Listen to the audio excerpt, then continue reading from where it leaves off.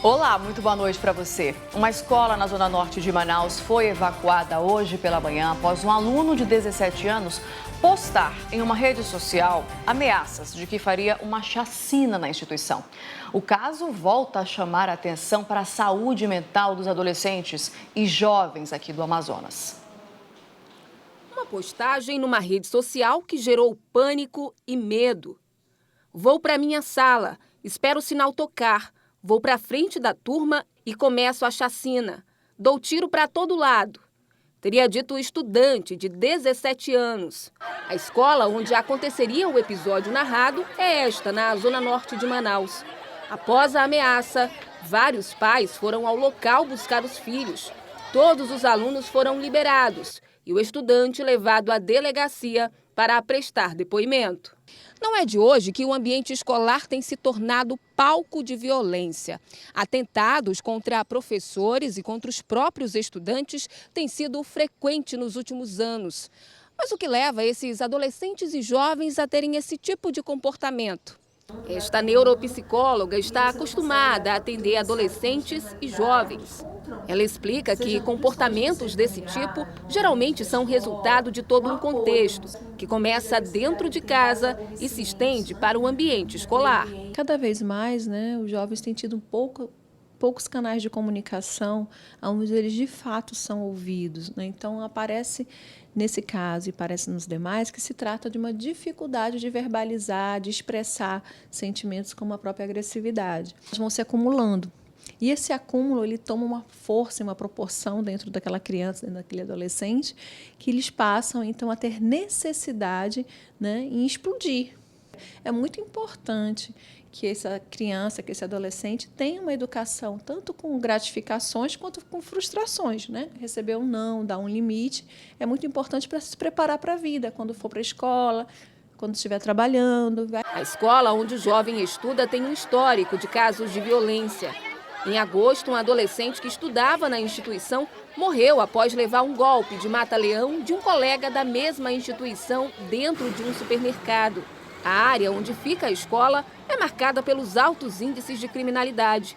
Segundo este sociólogo, a banalização da violência, muitas vezes ligada à pobreza e à falta de preparação do país para lidar com os jovens, contribuem para esse cenário atual. É um erro a gente associar que a violência é uma coisa de pobre. Não tem lugar de brincar, não tem rua de lazer, não tem equipamentos públicos de lazer. Então essas crianças não aprendem a conviver como cidadãos. Após as ameaças, o jovem foi ouvido na delegacia. A polícia, ele disse que não foi o autor das postagens e que as ameaças teriam sido forjadas. Para a neuropsicóloga, os fatos mostram que as escolas não têm estrutura para lidar com o psicológico dos estudantes. A escola geralmente é o papel do que a gente chama de castrador, o que castra, o que educa, o que mostra como tem que ser feito, que impõe regras, limites. E muitas vezes essas crianças chegam lá sem conhecer essas regras, esses limites. Então, tem muita dificuldade em lidar com essas circunstâncias. E é na escola também que eles passam muita raiva, não só por conta dos professores, mas também a colegas, bullying e outras demandas que geram frustração e eles não sabem lidar com isso. Já para o sociólogo, enquanto a educação brasileira não for modificada para dar oportunidade e voz aos jovens, casos como esse vão continuar sendo noticiados. A sociedade precisa puxar o freio de mão, olhar para um lado e para o outro e dizer assim, que tipo de escola que nós vamos oferecer para os nossos filhos? Que tipo de sociedade que a gente quer construir para os nossos filhos? Senão nós vamos continuar enterrando nossos jovens, nós vamos continuar amedrontados, as crianças e adolescentes. Eu nunca vi situação parecida com essa, nem na literatura, tanto medo, tanta insegurança, tanta depressão, etc. Consequência de um modelo de sociedade que não reserva a adolescentes e a jovens espaço. E não só na escola, Isso tem que ser também discutido e debatido, principalmente com as famílias. Vai olhar o histórico de um adolescente desse, vem de uma família, a maioria vem de uma família completamente desestruturada. Enfim, em nota, a SEDUC informou que tem acompanhado todos os casos que envolvem os estudantes da escola Professor Roberto Vieira desde os primeiros registros e que uma equipe de segurança faz visitas semanais no local. Então, pelo que a gente percebe, viu, SEDUC, não tem sido suficiente só acompanhar esses casos e só fazer visitas semanais. As ações têm que ser muito mais enérgicas para, enfim, a gente acompanhar bons resultados.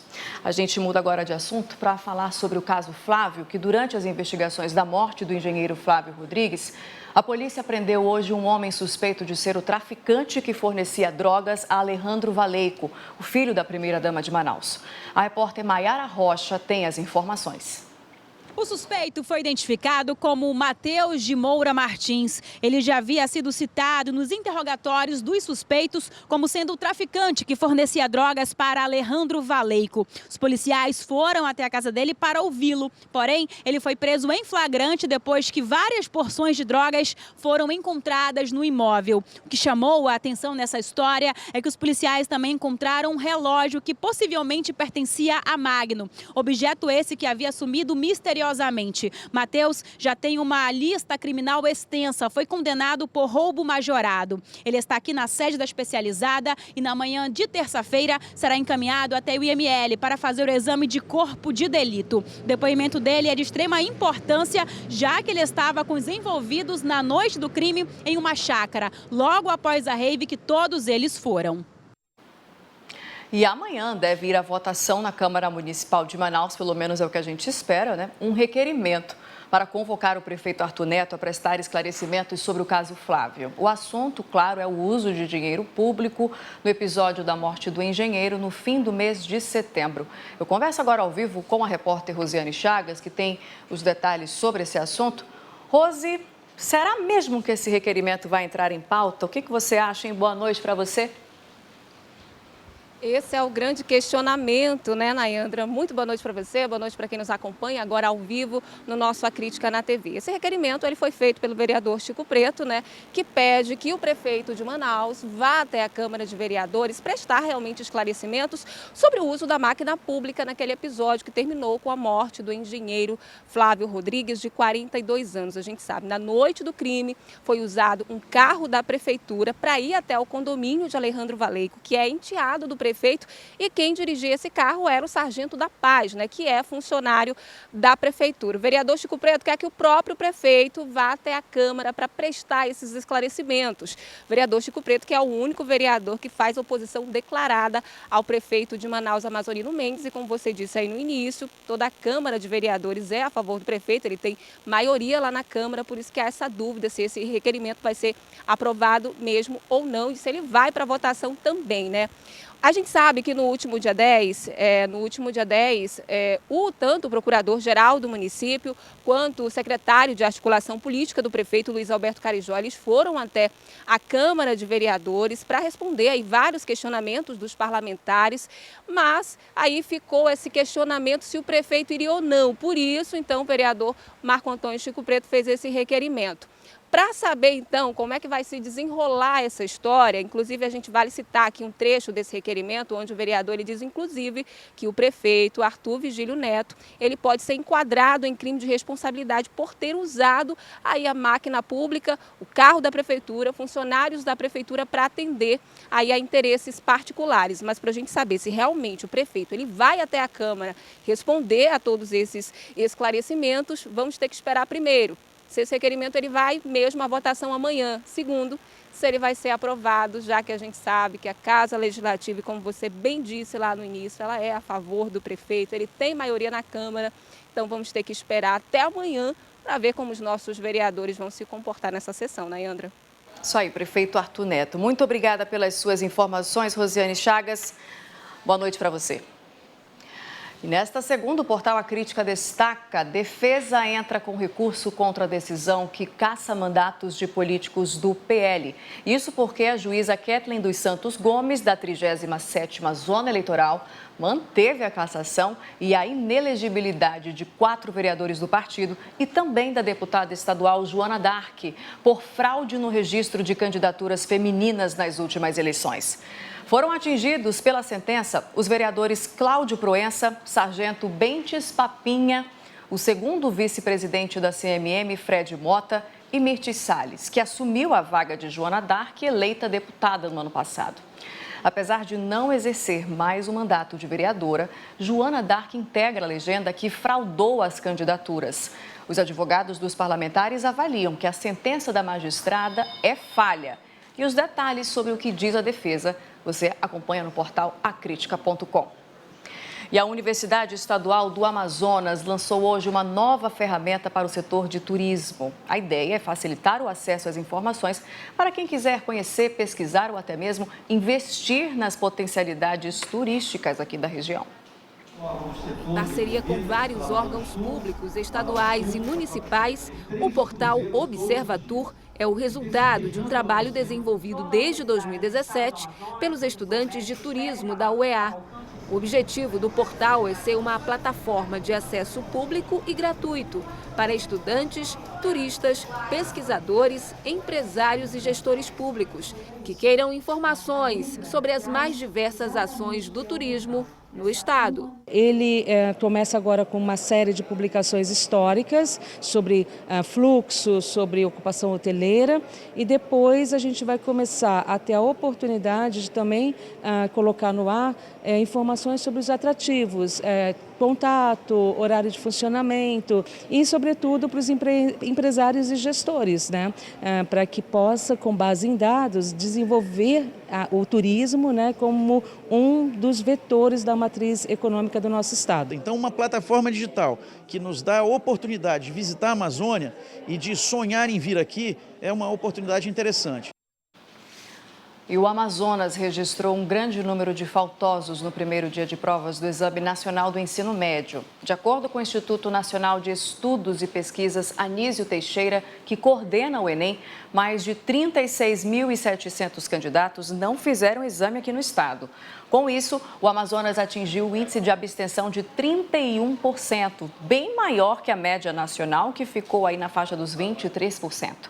Em todo o país foi em torno de 1.200.000 faltosos. A outra etapa do Enem ocorre no dia 10, próximo domingo, com as provas de matemática e de ciências da natureza, que envolve biologia, física e química. São outras 90 questões que vão testar não só o conhecimento, mas a resistência dos candidatos. E você acompanha agora o resumo de notícias.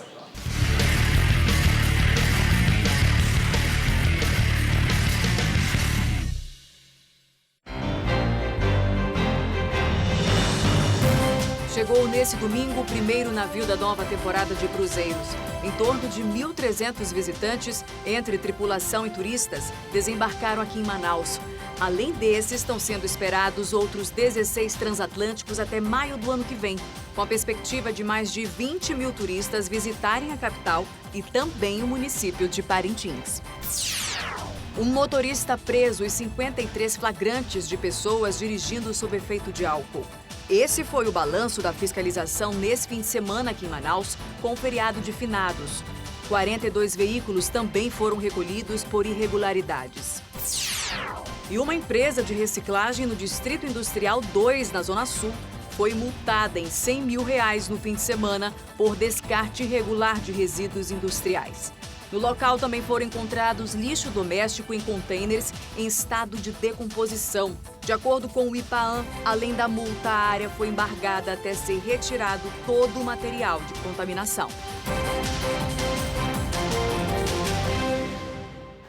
E começou hoje mais uma semana de conciliação. O esforço é nacional para agilizar e resolver logo os processos pendentes na Justiça por meio de acordos. Dona Ednete tenta há quase 10 anos conseguir a pensão alimentícia para as filhas. Ela espera entrar em acordo com o pai das crianças. Quando mando intimação para ele, ele não comparece, não vem, eu venho e até agora nada. Nas audiências dessa semana vão ser julgadas causas de danos morais, pensão alimentícia, questões de vizinhança e de consumo. Processos que tramitam no Tribunal de Justiça do Amazonas e não encontram solução. Todos os anos nós realizamos esse evento. É um esforço concentrado de juízes e servidores na realização do maior número possível de audiências com tentativa de conciliação. Este ano nós já superamos a marca de audiências pautadas. Nós temos mais de 10 mil em todo o estado do Amazonas. Vamos aguardar então a superação dos números de 2018 em acordos homologados. Durante a semana, várias causas podem ser solucionadas, menos as de crime contra a vida. Para o período, a pauta já está fechada, mas quem tiver interesse pode buscar a vara onde tramita o processo ou os canais virtuais de comunicação com o Tribunal de Justiça. Causas de família, como a de Dona Edinete, geralmente terminam em acordo durante a semana. A maior demanda do judiciário em questões de família está ligada à questão de pensão, né? E esses são os que mais são passíveis de conciliação, porque nós estamos tratando daquilo que é mais importante para o filho dessas pessoas, que é o alimento diário. Então, quando um processo dura 10 anos, não que é um processo que dure 10 anos, na verdade é o sistema familiar que não está aí regular, que não está ajustado, que ele vem gerando demandas repetidas. Eu estou na expectativa, estou com essa esperança, né? Que dessa vez vai funcionar. E você vai ver a seguir, apesar da redução no número de casos de doenças transmitidas pelo Aedes aegypti, algumas áreas da cidade ainda preocupam autoridades de saúde, viu? 8h19, a Crítica na TV volta já.